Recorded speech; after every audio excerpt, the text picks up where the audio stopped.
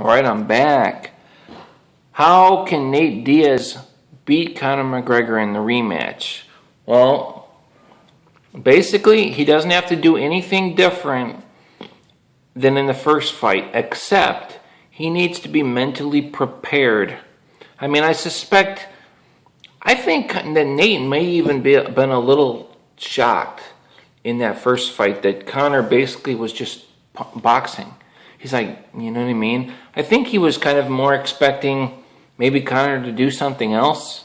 So in this next fight, now that I put some more thought into it, I kind of think Conor won't fight the same as in the first fight. Because even though he was really successful in that fight strategy, it caught up with him. He was standing in front of Nate too much, and he got caught. He got caught with some hard punches, and he got rocked. So I think if Conor's smart, he won't fight like that. So Nate Diaz, most importantly, to beat Conor in the second fight, has to be prepared for Conor to come with multiple attacks. I don't think Conor has to be too concerned with Nate's attacks. I think Conor's going to kind of dictate how this fight's going to go. I mean, if Nate can take Conor down, really, if I was Nate, I would really work on, hey man, hitting single leg takedowns, getting in and clinching. When Nate fought in the first fight, when they clinched, Nate seemed like he was stronger, so he needs to work on getting in that clinch, and maybe he can judo throw Conor. I don't think Conor's real difficult to take down. Nate's a bigger, stronger guy. He needs to throw some jab, get in the clinch.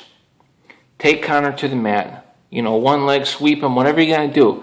Take Conor down. That's what Nate needs to concentrate on. Because there's a good chance that Conor is going to be very evasive in the next fight. A.K.A. Carlos Condit. Okay? He's not going to be a sissy like Carlos Condit and throw a punch while you're moving away and throw a kick while you're moving backwards. But, basically a fake punch, just trying to score some points. Conor's going to throw punches for real, but he needs to boom, boom, boom, boom, and then move. You know what I mean? If you get hit, if you get hit by a jab by Nate, then start moving, and then come in and work it. Because if it does go decision, Conor will win the decision. But Nate needs to win the next fight. He's just got to do what he's got to do. But he needs to be mentally prepared for Conor to have multiple to come out with a different strategy. Basically, he should be prepared for that. And Nate's strategy should be to take Conor down. I mean, you guys saw when they went down. You saw the scramble. I mean, Conor had nothing for Nate. He has nothing for Nate on the ground. And I know that was later in the fight after Conor got worked and everything. But, Nate's so much bigger than him, and he's just a beast. He's a beast on the ground. The only time Nate isn't a beast on the ground when he's just literally getting wrestled to death. But Conor's not going to be able to do that. Conor's not going to be able to do that to Nate. So Nate should be able to win this fight. I just would hate to see Nate come out and just assume that they're going to have the exact same fight as the first fight. Because really he should assume the opposite of that. And man, I wish somebody could just tell these guys, like if I could coach Nate, I'd be, look, Nate, he may stand there and trade with you, but I'm kind of expecting him not to. Let's train like this. Regardless if he's going to stand there and trade or he's going to be evasive, let's work on jabbing, clinching, taking him down. Let's work on that.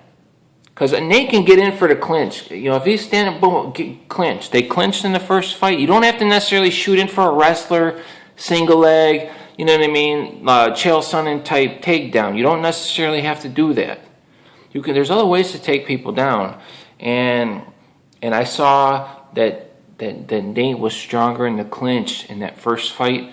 And so Nate, let's be smart, man, but be prepared mentally for Conor to do something very, very different. I mean, I don't expect Conor to take Nate down, though. I highly doubt we're going to see that again. So he don't have to worry about the takedown, but he should be concentrating on getting Conor to the ground. And if they're going to stand there and have a boxing match, then hey, stand there and have a boxing match, and I think Nate'll take care of Conor again, because I don't think Conor can take those punches. You know, after about 10, 20, 30 punches, just a couple stiff punches, he don't have the chin to take those Nate Diaz punches. He just doesn't. And he don't have the skill either, man. Conor's skill was not good in that fight, man. Nate was slipping punches and countering and barely getting hit direct. And Conor was hands down, boom, I mean, square punches. That's why I just talked in another video, that's why Conor wasn't bleeding. He was getting hit square. Nate was moving with the punches, and that's why he was bleeding. And he was countering. So, to the untrained eye, Nate looked like he was doing a lot worse than he actually was. But Conor was doing great with his boxing, but his defense was horrible, hands down. And Nate needs to be prepared to win this fight, to expect Conor to come out with better defensive boxing too. Be moving. I mean, I don't know what that was all about. Conor didn't respect Nate Diaz's stand up, and like I said, he paid for it. But in the second fight, in this fight, expect him to respect Nate Diaz's punching power. And so Nate needs to be prepared for this. I don't think it's going to be it's not going to be a copy of the first fight. It's going to be very different. If Conor McGregor's smart, the fight will be very, very different. And if Nate Diaz is smart, the fight will be very, very different. Nate needs to then clinch, take him down. That's a wrap. I mean, it's that simple, guys. He could submit Conor that easily. And if he doesn't submit him, if he can't, which he's going to win the rounds because he's dominating Conor. Because Conor ain't going to submit Nate, and he ain't going to out-wrestle him. So that's how Nate can beat Conor. Guys, I'll see you guys later.